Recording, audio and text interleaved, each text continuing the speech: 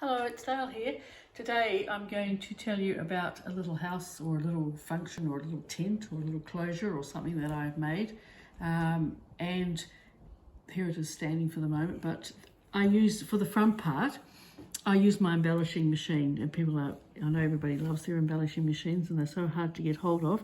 So it's based on Marrakesh when we were there. So I've, invariably just done some circles and some little stitching. These are cords that I've made, and I've worked my fibres on through the embellishing machine, and as you can see, if you look here carefully, I've cut them and woven them. I do like weaving things, and I am running a workshop at Quilt Symposium which is on weaving in and out and under and over, and then I've woven them and stitched them down and run them back through the embellisher in places so that it becomes quite meshed.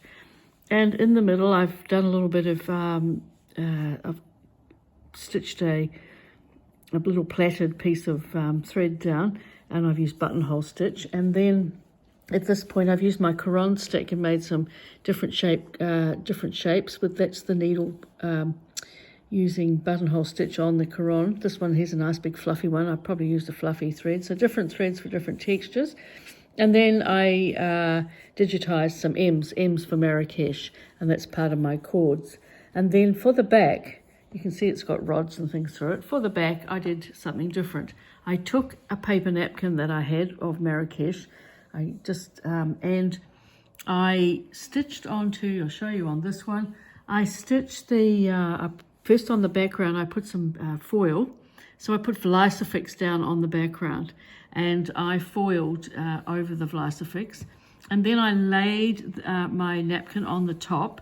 I didn't iron it or anything like that to bond it, and I stitched Marrakesh. If you can probably see it better if you look on the back. So I've stitched Marrakesh in rows, and then when it was finished, I scratched out the gaps between the layers of paper napkin, and I've just used the top layer of the paper napkin, not all three layers. And you can see here at the edge, you can see a bit of the fusible webbing or the Vlisifix.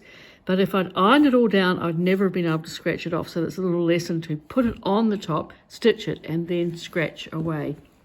So that's what I've done here, and you can see all the sparkles of the Vlisifix. I haven't sealed it with anything, not with wax or anything like that.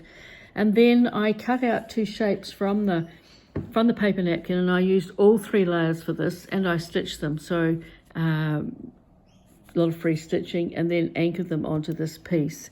And then I joined the two together, but I left spaces, and I took my paper napkin, I'll show you here, here's the long one. I took my paper napkin and I scanned it and created a piece on print paper. So this is copy paper, printing paper through the machine. And then I used them to roll up and make my rods. So I've got the same theme going there. And then I just popped it up, and sometimes it stands up nicely, and sometimes it doesn't. Like this today, it's standing up. So it's just could be a wigwam for a whatever. But it's just a fun little thing to do. But it's so easy when you've got your theme to use what you have. So that's why I've used the napkin again, so that I'm on the same theme. I haven't used papers that I've coloured or anything like that. I've simply used the paper napkin.